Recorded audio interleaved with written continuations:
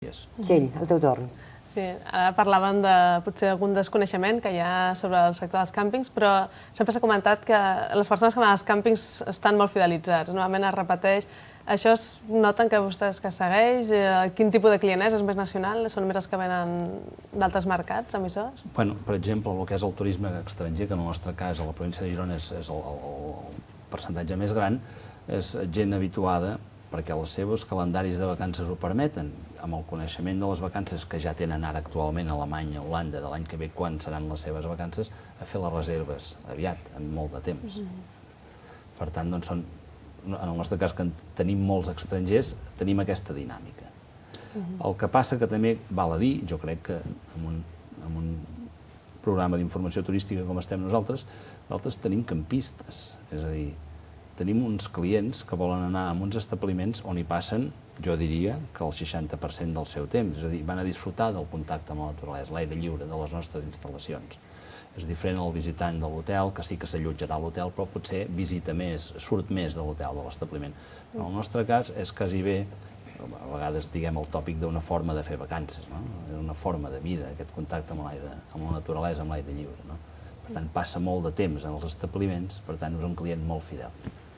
Tornant al tema de la futura normativa de càmpings de Catalunya, que s'espera que s'aprovi finalment l'any que ve, sembla ja pràcticament segur que permetrà incrementar del 30 fins al 40% de la superfície a la zona destinada a bungalows i fins i tot el 50% si és amb elements semimòbils, els mobile homes. Però altres comunitats espanyoles tenen permès fins al 100% i, de fet, el sector o una part d'ell havia reclamat que es contemplés aquesta hipòtesi, aquesta possibilitat de transformar alguns càmpings completament en parcs de bungalows. Des de la seva associació es considera satisfactori que s'autoritzi aquest 40-50% o pensen que es podia haver aconseguit més i d'alguna forma es pot replantejar aquesta petició de més superfície per bungalows en el futur?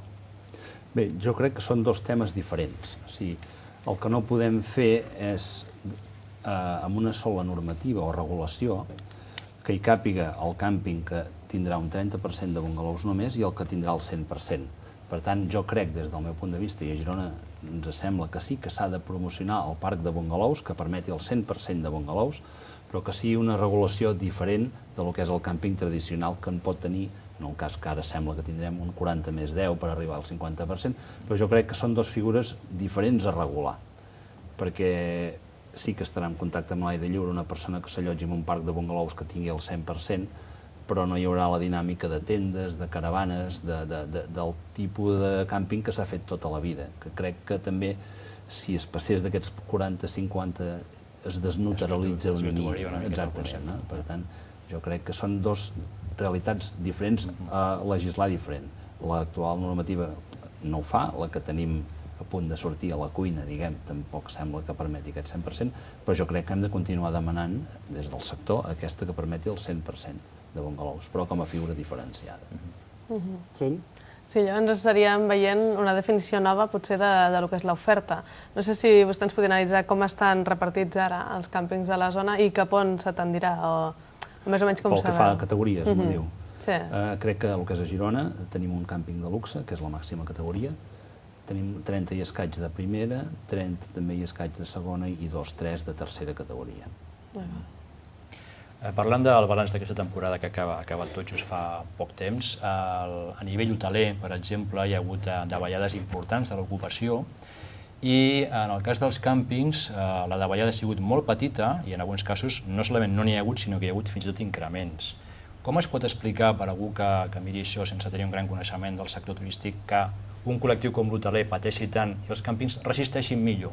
Quins factors fan que el càmping pugui aguantar millor la situació de crisi econòmica? Jo potser ho raonaria dient el que dèiem abans, que nosaltres tenim campistes, per tant és un client que sap molt bé el que vol, el tipus de producte que vol. Jo crec que ens hi hem anat adaptant amb el que vol el client, aquest campista, per tant troba el que vol. Hem d'estar sempre amatents, demanant-li constantment cap a on li sembla que hauríem d'anar i adaptant-nos-hi.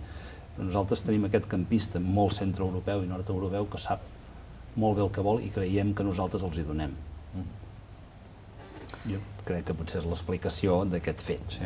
I no tant d'un trasbassament d'una de la situació de crisi, de gent que estava acostumada o que feia habitualment les seves vacances a l'hotel i ha pensat que el càmping potser era una manera... També li podríem afegir aquest sector, però jo crec que amb menys mesures. És a dir, tenim un client molt estable com a raó principal d'aquest manteniment de les ocupacions. Que és fidel i que repeteix i que fareix la seva opció natural anar de càmping. Exactament, sí, també hi ha client nacional que potser marxava de càmping a Europa, a França, a Anglaterra, que potser aquest any 2009 s'ha quedat més aquí. Parlant d'aquest perfil de campista, hauríem potser de fer una classificació i veure a nivell europeu quins són els campistes més purs, per entendre'ns, i en quin lloc estarien els campistes catalans. Bueno, jo crec que els campistes catalans estan actualment pràcticament a nivell, o estem a nivell dels europeus. Evidentment, dintre del món del càmping hi ha, com a tots els grups, persones molt diferents, però tenim gent molt ben organitzada que planifica les seves vacances amb material de càmping de primera línia, molt ben cuidat, molt ben preparat. Jo crec que estem a nivell, i gent que sap el que vol, Li deia això, potser en la província de Girona això no es dona tant, senyor Pla, però li deia això perquè al voltant de les grans nuclis urbans, doncs potser durant un temps, jo no sé ara en aquests moments quina és la situació real, però durant un temps els càmpings eren com una segona residència, és a dir, la gent s'instal·lava, posava terra de terràs a les parcel·les i això no es correspon a la filosofia d'aquest campista pur que estaríem parlant, no? Exactament, nosaltres sempre parlem des de la vessant turística del món del càmping, mai d'una vessant residencial, que sí que s'ha permès alguna cosa en alguna província. Aquesta és una tendència que va minvant, diríem. Jo crec que nosaltres, el que li estic dient, podem valorar el tema turístic de càmping. Aquest tema residencial jo crec que desvirtua una mica el món, com vostè molt bé deia, no? I crec que s'hauria de controlar en certa manera per part de l'administració, que és qui té la potestat de fer-ho. Sí? Sí, vostè es comentava que normalment la persona que va al càmping es queda bastant en la instal·lació i fa vida allí, però que ja se'ls crea força oferta i s'ha anat incrementant.